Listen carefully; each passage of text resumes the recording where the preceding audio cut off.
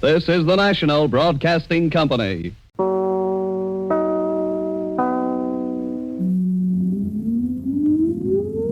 Countdown for blastoff. X-5, 4, 3, 2, X-1. Fire!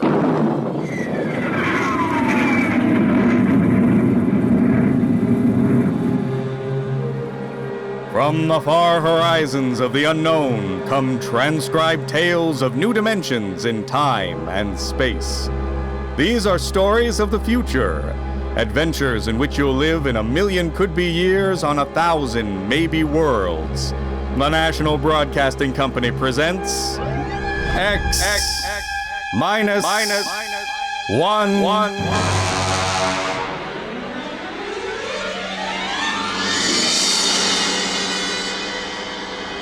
If you wanted to take over our world with a minimum amount of resistance and trouble, how would you go about it? Tonight we'll tell you how with a strange and chilling story by George Lefferts, The Parade.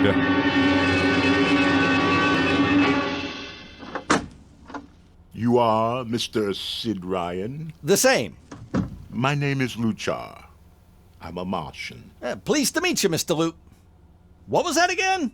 A Martian? As in Orson Welles? Precisely. I'm a Rotarian myself. Sit down. Thank you. And now that we've had our little joke, Mr. Luchar, what can Publicity Associates do for you? I am interested in obtaining publicity. It has been my observation that advertising and publicity are the very backbone of earthly civilization. Spoken like a true Martian, Mr. Luchar. Now, if you'll tell me the name of the client... The client, of course, will be the Martians. You don't give up, do you? Give up? The gag, I mean. Oliver? Yes, Mr. Ryan? This is Mr. Luchar. How do you do? Mr. Luchar claims to be a Martian. Take him outside, will you, Oliver? I'm happy to see, Mr. Ryan, that my telling you I'm a Martian has approximately the effect I guessed it would. I believe we can do business. I have here a cash retainer of $5,000. 5,000? Oliver, take a look at that wad of lettuce. It's the real stuff, Mr. Ryan. And my client is prepared to spend many times that amount. Sit down, Mr. Luchar. Oliver, get the client a cigar. The 50-cent box. Yes, sir. Thank you. Well, now, what can I do for you, sir? I wish you to manage a publicity campaign. A very large and important campaign. Is the product established, or is it something brand new? Something quite new. Now, what would you judge the most effective type of campaign? Well, if the client has a lot of dough to throw around, a suspense campaign is best.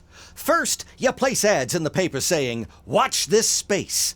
Then, about a week later, you run an ad saying XYZ or PDQ, and you get people guessing what it means. Then, finally, when you've teased them enough, you bust loose and unveil the product. Excellent. We will conduct a suspense campaign. Of course, in this kind of campaign, secrecy is very important. Once the name of the product leaks out, it spreads like wildfire, and the whole campaign is kerfloppo. Quite so, quite so. The utmost secrecy. You realize, of course, these things cost like crazy. Would say $1 million cover the expense? Yeah. Come again? I said, would $1 million cover it? Why, yes. You did say $1 million? I understood that you had handled some very large accounts. Of course, if this is too big. No, not at all, not at all. As a matter of fact, I seldom touch anything less. Right, Oliver? Of course. That's right, Mr. Ryan. Absolutely right. Yes, sir. You will begin then by saturating the newspapers, the radio, the streetcars with a very simple statement. Yeah, what's that? I will write it on a card. Here you are. The Martians are coming. Say, that's not a bad teaser. Got that, Oliver? Yes, sir. The next ad will read, June 1st is Martian Day. June 1st is Martian Day. What happens on June 1st? The parade takes place. What parade? I wish you to arrange a parade up Fifth Avenue. You mean like the Macy Parade? Exactly. Except the theme will be the world of tomorrow. The Martian world. My client would like it to be a fun affair. Balloons, clowns, pennants, pretty drum majorettes. Say, that sounds terrific. I might be able to interest the department stores in a tie-in. Fine. The parade will climax the campaign. On June 1st, the product will be unveiled. Good enough. By the way, Mr. Luchar, what is the product? What are we selling? No, Mr. Ryan. Secrecy, remember? Yeah, but after all... Mr. Ryan, all will be revealed to you in good time. For the moment, let us say that we are selling a concept. A concept? The concept of invasion from Mars.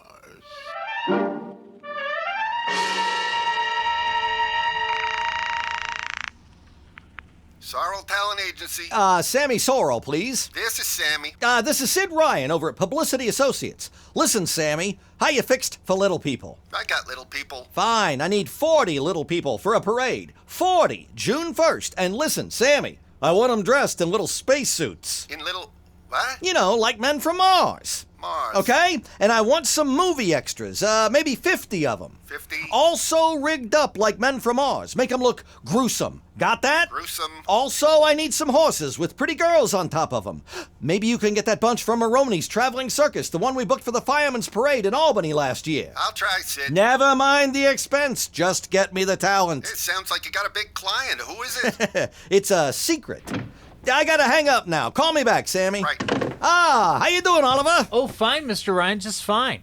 I got 100 boys pasting little stickers, "The Martians are coming," on the subway platform. Good. We got full-page ads in all the dailies. Good. 10-second spot announcements on every local station. Good. It's costing a fortune. Good. The more it costs, the bigger our percentage. Spend like you were going to the electric chair, Oliver. Yes, sir. How you making out on the parade? If it comes off, it'll be the biggest thing since Barnum. I've got Macy's, Gimbals, and Saks to contribute floats. Everything is built around the Martian theme, see? Even the horses will have long feelers attached to them and funny-looking extra legs. It'll be sensational. Oh, sounds fine. Only what? Well, Mr. Ryan, we don't even know what we're selling. Oliver, my boy, do you think old Sid Ryan has been sitting here spending all this moolah and not putting two and two together? You mean you know who Luchar represents? Just by accident, understand, I have learned that Century Pictures is making a big new epic. One of those expensive pictures they make in secret and then spring on the public because they don't want the other studios to get the jump on them. What's the picture? A space opera titled Invasion from Mars. Get it? Oh, I begin to see. Also, by mere coincidence, it's supposed to have its premiere sometime around June 1st. Do you follow me? Yes, but Mr. Ryan, Century has an exclusive contract with New Features Syndicate for all their publicity. Suppose Century Pictures doesn't like the way New Features is handling their stuff. They want to get out of the contract, but New Features says no. So they have to get around the contract. A man named Luchar, client unknown, starts publicizing the Martian invasion, huh? Need I go further? Oh, I don't know, Mr. Ryan. It sounds pretty far-fetched to me, but I don't know. That's what I like about you, Oliver. You're so innocent.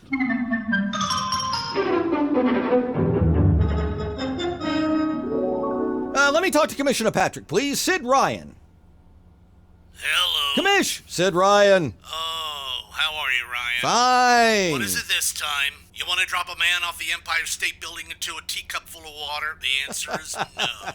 Also, we are not arresting any fan dancers. You know I don't handle fan dances. I want a permit for a parade, June 1st, 5th Avenue. It's a Sunday. There's no traffic. Now look, Ryan, Macy's gets a permit. Gimbals gets a permit. The American Legion gets a permit. The Sons of Erin march every time Morton Downey sings the Wearing of the Green. Don't give me a hard time, Patrick. This is too big. I have the 5th Avenue Merchants Association behind me. Okay, Ryan, fill out the forms. I'll pass them along to the License Commission. That's my boy. By the way, what's the occasion for this parade? Oh, don't you read the papers, Patrick? June 1st is Martian Day.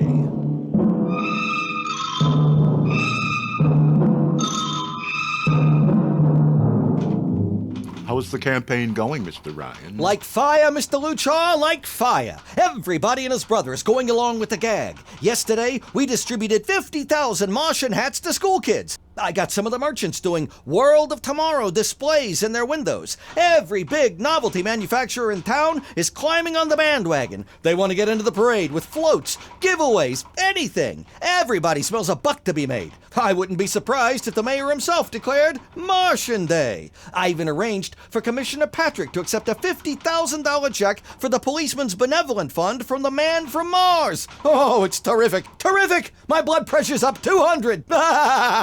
Excellent. I understand Century Pictures spent over $1 million making that space opera. I beg pardon. Oh, come, Mr. Luchar. Sid Ryan wasn't born yesterday, you know. I know who our client is, even if you don't admit it. You do? Always thinking, that's me. Well, as long as you know, let's keep it to ourselves, shall we, Mr. Ryan? As you once remarked, when these things leak out, it destroys the surprise and ruins the effectiveness of the campaign.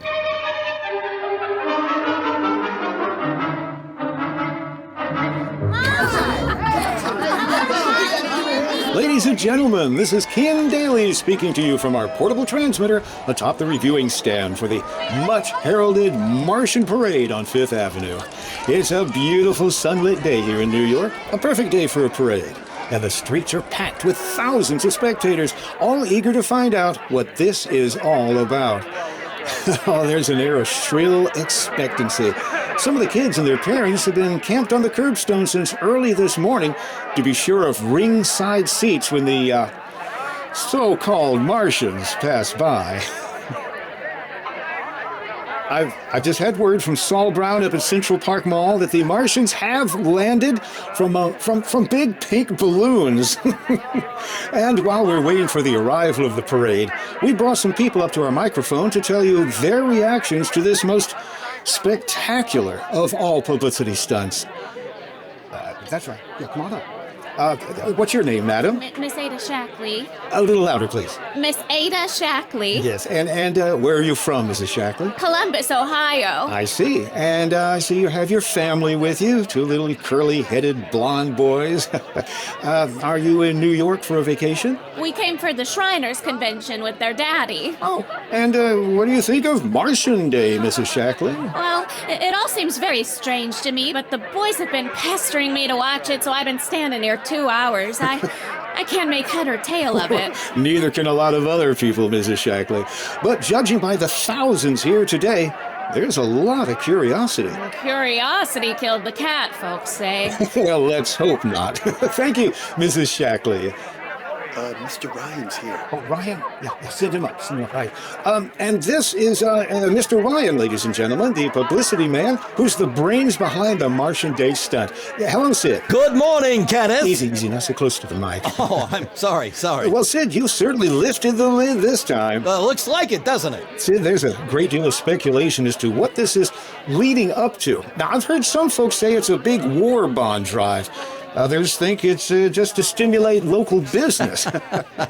I understand in the trade itself, the smart money says you're building for the premiere of Century's forthcoming extravaganza, Invasion from Mars. Now, come clean. Can you tell us what the real story is?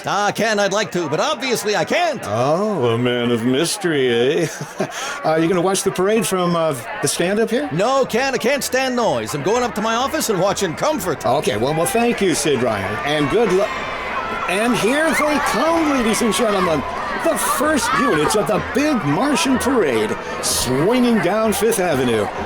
With fanfare, colored streamers, music, confetti, floats, all the trappings of a Mardi Gras. And here in the vanguard is a whole troop of little people in weird-looking pink and blue spacesuits carrying Rube Goldberg weapons with signs painted on them. Let's see, I can read one which reads, Atomic Blaster. Another one has a placard reading, We're Martian through Georgia. And here come the clowns, laughing and falling all over each other. Yeah, they're giving free sugar candy to the kids along the way there. Yes, ladies and gentlemen, this is a happy, laughing crowd along Fifth Avenue today.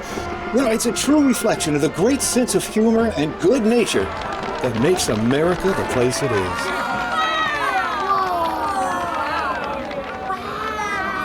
Now this is promised as the climax of the show.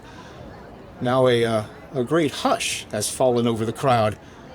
It's quite a sight to see these thousands of people standing here expectantly, hearing only the great regular sigh of their mass breathing.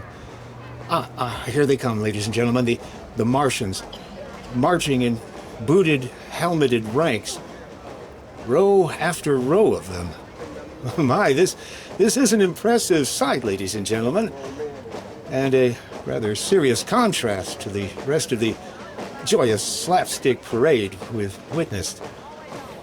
There are perhaps 200 tall, broad-chested men dressed in metallic gray spacesuits with thick glass visors drawn across their faces. Each is holding an ominous-looking ray gun at the ready position. They're marching in absolute silence, keeping step perfectly, as though some mute, unspoken command was marking time for them. The crowd seems rather grim and serious now. Perhaps they're reminded of the actuality of war and possible invasion. They stand silently watching. Even the children are awed. And now the first ranks of Martians are moving past us down Fifth Avenue toward the reviewing stands at the square. No one moves. What's that? What's happening? A woman, ladies and gentlemen. She danced out onto the street. For what reason, I don't know. She attempted to lift the visor of one of the Martian spacesuits, but just as she reached the Martian, she fell forward in a dead faint.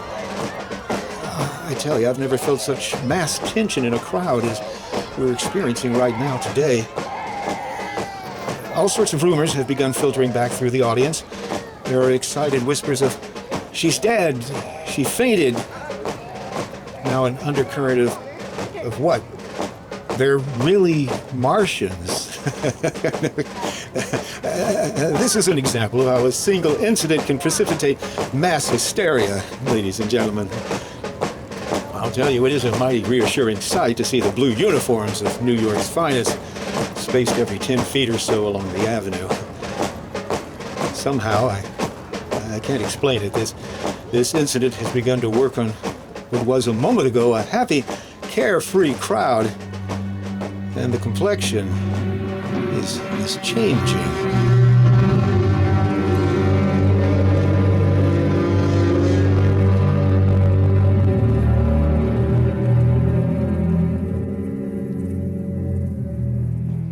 Mr. Ryan, did you see that? A woman fainted? Of course I saw it. What do you suppose she saw? Oliver, old man, did I ever tell you were too naive for this business? But that young woman ran out into the streets to get a close look at the Martians, and then she screamed and faded dead away. I'm well aware of that, Oliver, since I paid her $50 to do it.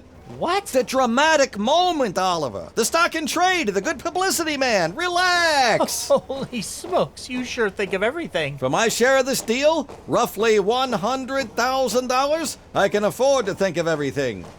Shut the window. Don't you want to see the finish? We'll go down to the reviewing stand for the finish. Right now, I want to make a phone call. By the way, where's Luchar? I haven't seen him. He'll be around. Boy, those Martians sure look like the real thing. How would you know the real thing if you saw it, Oliver? Gee, I don't know. Close the window, Oliver. Oh, yes, Mr. Ryan.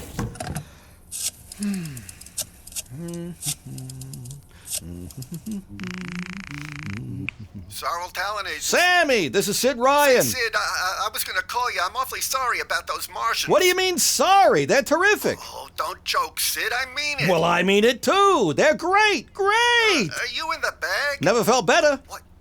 You mean you don't know? Of course I mean it. What is this? There are Martians in the parade? About 150. Of course, I only ordered 50, Sid. but under the circumstances... Sid! What is it? Sid, don't you know? I couldn't get you a single movie extra. There's a studio strike in New York. I was going to call you, but... Hey, wait a minute. Where'd these guys come from if you didn't hire them? I don't know. Maybe Oliver? Hold on. Oliver! Yes, Mr. Ryan? Did you hire those Martians? No, sir, I didn't. Sammy, this is on the level, isn't it? Honest, Sid, I wouldn't... Okay, Sammy, I'll call you back. What's the matter, Mr. Ryan? I don't know. I just don't know. I gotta locate Luchar. What's Century Pictures' number? Mr. Ryan, this is Sunday. Oh, yeah. Well, get me their publicity director, Marty Sanford, at home. Oh, yes.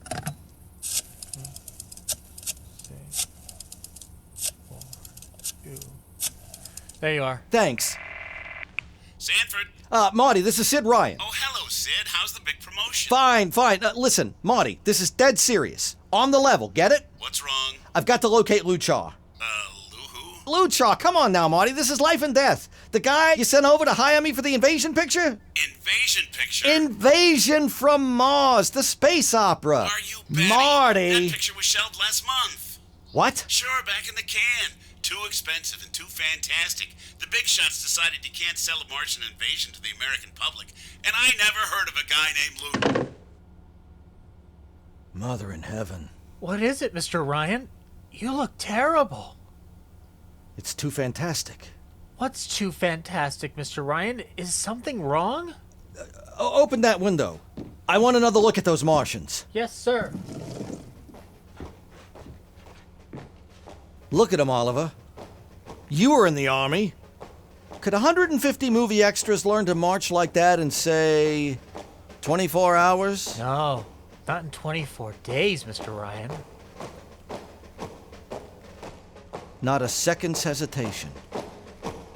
Not one out of step.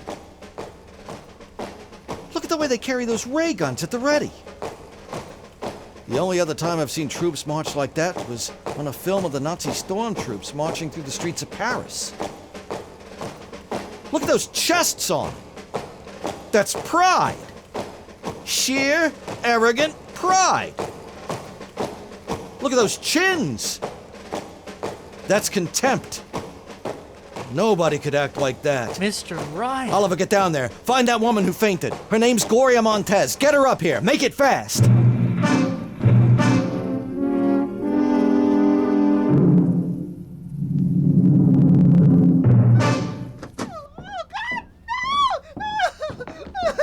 Here she is, Mr. Ryan. I can't get much sense out of her. Stay away from me! Gloria, it's me, Sid Ryan. Don't kid me, you're a Martian! Gloria, settle down. No, you're wearing a mask! Baby, it's me, Sid. And underneath, it's awful. It's all big green eyes and those feelers, like a catfish. Baby, snap out of it. Listen, what happened down there? You ran out and screamed like I told you, but the fainting, that wasn't in the act. Go away, please. Go away. Just one question, baby. Inside that helmet, what did you see? Awful. Please. You won't get anything out of her, Mr. Ryan. She needs a doctor. Okay, Oliver, I've heard enough anyway. You take care of Gloria here. Get her a drink. Where are you going? To see the commissioner. We've got to stop this parade before things begin to happen.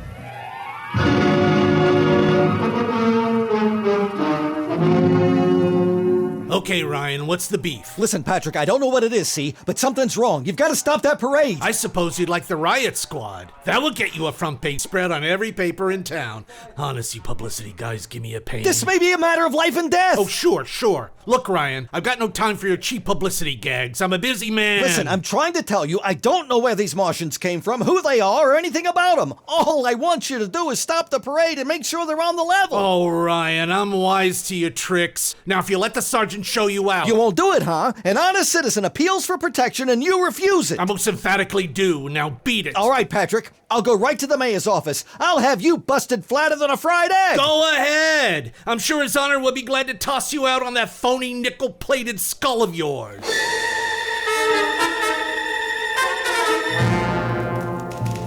You heard me, Ryan. You cannot see the mayor. Adolf, please, this isn't a gag. I don't want publicity. All I want to do is maybe prevent something horrible from happening. Look, in case you don't know it, wise guy, something horrible's already happening. A couple hundred kids are in the hospital with ptomaine poisoning from that phony Martian candy you passed out. Or didn't you know? I didn't. We've got to stop that parade. Sure, you'd like nothing better than to start a panic now. Maybe a few hundred people to get trampled to death. Think of the newspaper space that'd get you and your product. I won't stand for this, Adolf. You won't have to, because you're going to get out of here right now. Go on, beat it, get out. You and your publicity stunts make me sick to my stomach.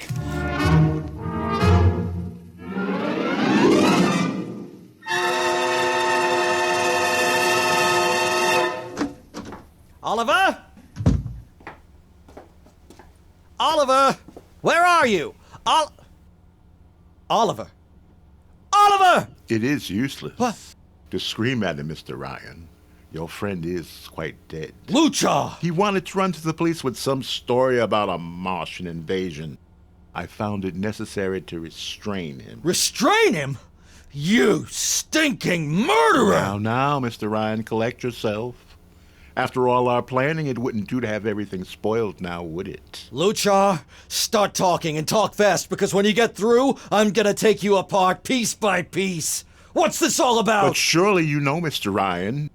After all, you've been publicizing it for a month. Listen, you! Please, do not interrupt. You see, before colonizing your planet, we Martians sent advanced scouts to study your habits, your weaknesses. We found that the people of Earth are predominantly conditioned by advertising and publicity. And so we conceived the idea of treating our entire invasion as a vast publicity stunt.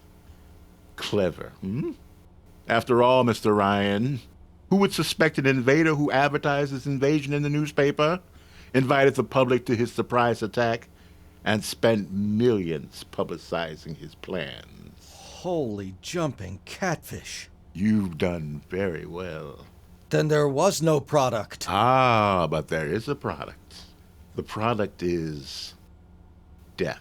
What are you trying to do, Lucha? We Martians are your main people, Mr. Ryan. We do not like to destroy thousands where a few hundred will suffice. In exactly 2 minutes, our troops will treat the world to a spectacle of death, which will bring the rest of your planet to its knees in horror. Nations will clamor to surrender. Perhaps, Mr. Luchar, but not if I can help it!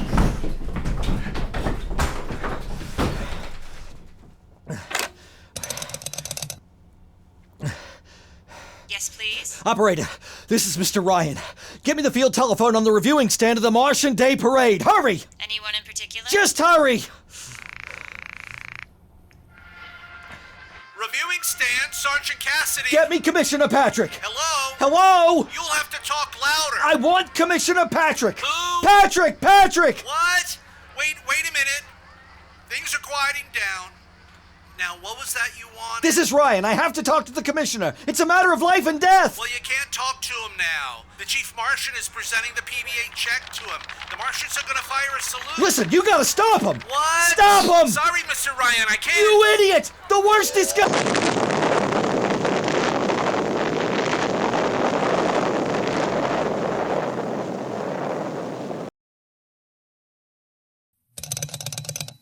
This is the operator.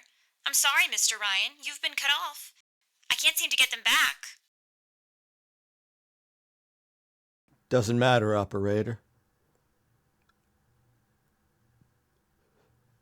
Nothing matters now.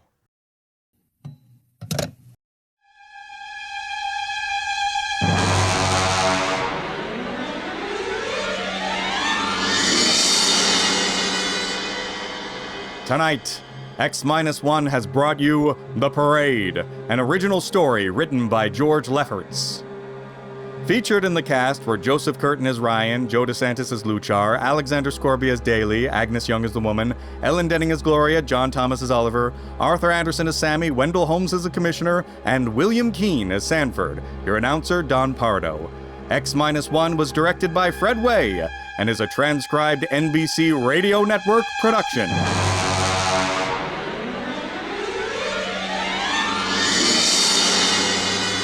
Next week, the tables turn. Instead of Martians invading Earth, we bring you a tale of men invading Mars. Ray Bradbury's brilliant short story entitled Mars is Heaven. Suppose you were a member of the first rocket ship crew to land on Mars, but instead of seeing Martians, you find that you've landed in a town that looks just like home, and all your dead relatives and friends are there to greet you, so that, as incredible as it may seem, you think you're really in heaven. That is, you think so, right up until the fatal moment. The moment of X minus 1.